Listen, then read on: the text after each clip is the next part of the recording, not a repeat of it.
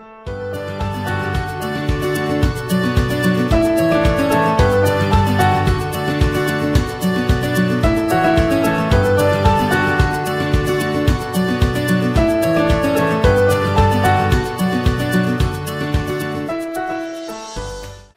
Students, आज हम लोग अपने इनकम टैक्स के सैलरी हेड में एमसीक्यूज स्टार्ट करने जा रहे हैं। ओके, उम्मीद करेंगे आप लोगों ने पूरा चैप्टर रिवाइज किया होगा and after revision of the salary head you are just going to solve all these questions. जरा देखते हैं क्या हैं इन एमसीक्यूज में। इंपॉर्टेंट क्वेश्चन हैं, सारे क्वेश्चन इंपॉर्टेंट ही होते हैं जब तक कि वो ना आए, ठीक है ना। अगर आते हैं तो सारे क्वेश्चन ईजी होते हैं। देखते हैं क्या है question, one by one step by step आगे बढ़ेंगे, लेकिन थोड़ा स्पीड रहेगी। Mister P is a C A is employee of C limited. Okay,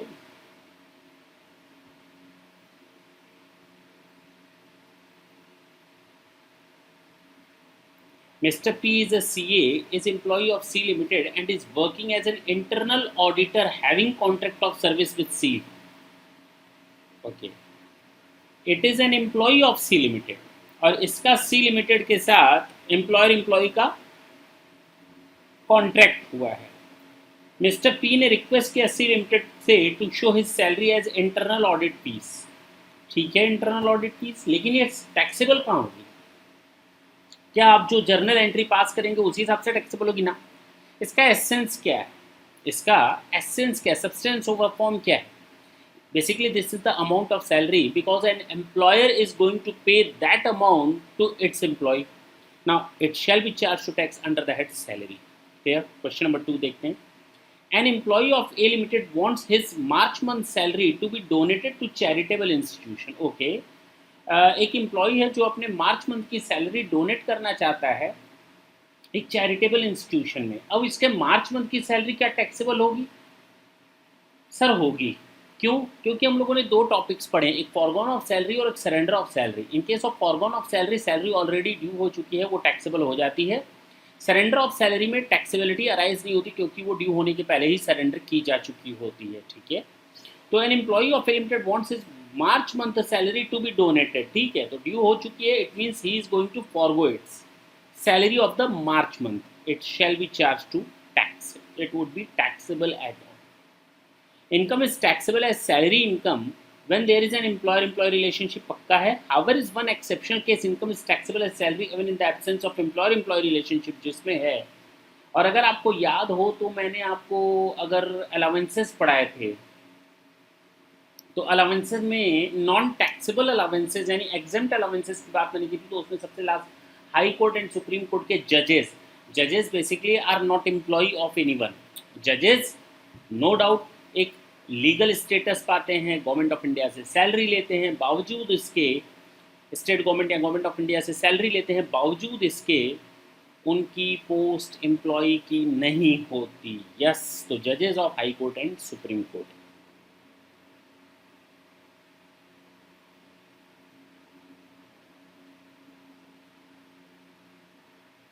अच्छा, salary paid to partner by the firm is, salary paid to partners by the firm is, अगर याद हो तो मैंने तो आप लोगों को बताया था कि अगर किसी पार्टनर को कोई सैलरी मिलती है अपनी फर्म से तो वो पीजीबीपी में टैक्सेबल होती है, पीजीबीपी में टैक्सेबल होती है, न कि किसी और हेड में।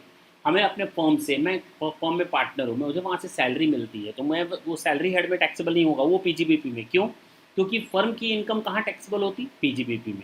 अब वो उसी इनकम का हिस्सा as a partner, being a partner I am getting it, तो वो मेरा कहाँ टैक्सेबल होगा? Not salary but under the head PGBP. Sir मान लीजिए वो कमीशन दे फर्म आपको तो भी पीजीबीपी, सर बोनस दे फर्म आपको एज अ पार्टनर तो भी पीजीबीपी।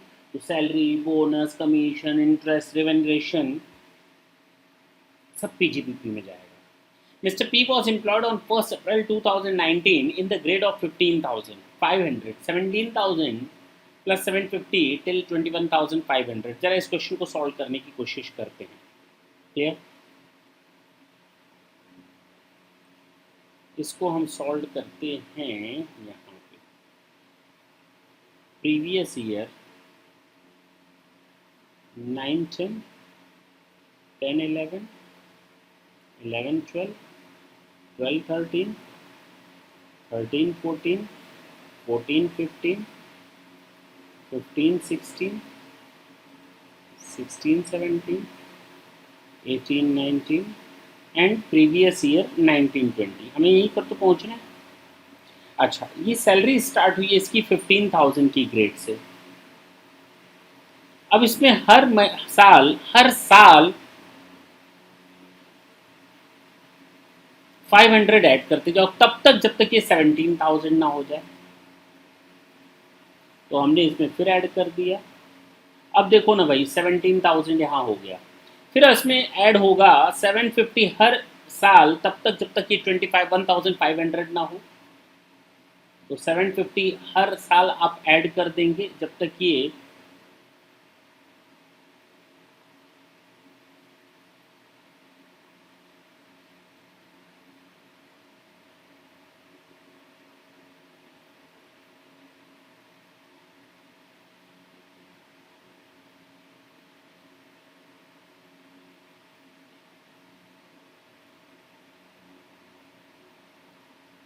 ये आ गया, ये आ गया। तो सर कितनी टैक्सेबिलिटी अराइज हो जाएगी? इसकी सैलरी हो जाएगी 21,500, 12 मंथ्स का हो जाएगा 2,58,000। How much? 2,58,000। उम्मीद है समझ में आया होगा। चलिए क्वेश्चन नंबर 6 की बात करते हैं। Under section 15 salary is taxable on due basis और receipt basis whichever is earlier. कुछ नहीं बताना इसमें। C Limited is a company paying salary of rupees 4,50,000 to its employee Mr. P. In addition, undertakes to pay the income tax amounting to rupees 10,400 on behalf of during 2020-21। अगर मैं बताऊं तो एक section मैंने आपको बताया था, ये अगर एक एम्प्लॉयर अपने एम्प्लॉई के परक्विजिट्स का, किसका? परक्विजिट्स का, यानी नॉन मॉनिटरी बेनिफिट्स का टैक्स पे करने को तैयार है एम्प्लॉयर, तो वहाँ पर ये एम्प्लॉई के हाथ में एग्जेम्प्ट हो जाता है और एम्प्लॉयर को कोई डिडक्शन नहीं मिलती। याद होगा मैंने ये बताया था, पढ़ाया था। लेकिन नॉन मॉनिटरी बेनिफिट्स, मैंने मॉनिटरी बेनिफिट्स के अगेंस्ट अगर टैक्स का पेमेंट करता है तो उसकी बात नहीं की थी। Is it clear? तो यहाँ पर यही है कि यहाँ पर 10,400 का टैक्स एम्प्लॉयर दे रहा है उस 4,50,000 के अगेंस्ट, जो कि नॉन मॉनिटरी नहीं है, मॉनिटरी बेनिफिट्स है। तो यहाँ पर सेक्शन 10CC एप्लीकेबल नहीं होगा। तो यहाँ पर ये आपका एग्जेम्पशन भी नहीं मिलेगा। तो 10,400 will be added in the gross salary, total salary of 4,50,000। Now in totality the taxable salary would be 4,60,400। Is it clear? Mr. P, who is entitled to a salary of 10,000 per month, took advance of rupees 20,000 against salary in the month of March। उसकी salary हर महीने 10,000 है, ठीक है, और उसने March month के against 20,000 रुपए का एडवांस ले लिया। मार्च मंथ की सैलरी के अगेंस्ट उसने एडवांस ले लिया 20,000।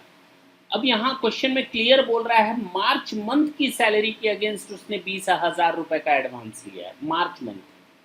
तो इसका मतलब ये हुआ कि उसके 11 महीने की सैलरी तो 1,10,000 हो गई। जो मार्च मंथ की सैलरी थी वो 10,000 है, हाँ या ना? नहीं sir, 20,000 against salary in the month of मार्च, यानी मार्च में उसकी सैलरी 10,000 ना होकर 20,000 हो गई। Now earlier he was getting 10,000. Now in the question it is clearly given that in the month of March against the salary of March month, it means we are just talking about 1 month salary. इसके पहले का हमें salary नहीं मालूम। Now we have to assume that the salary was 10,000 per month and it was constant in each and every month. Now in the month of March his salary was increased from 10,000 to 20,000 and he get it as an advance। तो 10,000 के बदले इसने 20,000 ले लिया। March month की salary को इसने फरवरी में ही ले लिया होगा, हाँ या? इसको आप दूसरे तरीके से भी समझ सकते हैं कि जब फरवरी में ये सैलरी ले रहा था अपनी 10,000, तो इसने मालिक से कहा मालिक हमको एडवांस दे दो। मालिक ने कहा कितना? इसने कहा मार्च महीने की सैलरी आप हमें फरवरी में ही दे दो, ये भी तो बोल सकता है। हमें मार्च महीने की सैलरी फरवरी में ही दे दो, हमें 20,000 दे दो।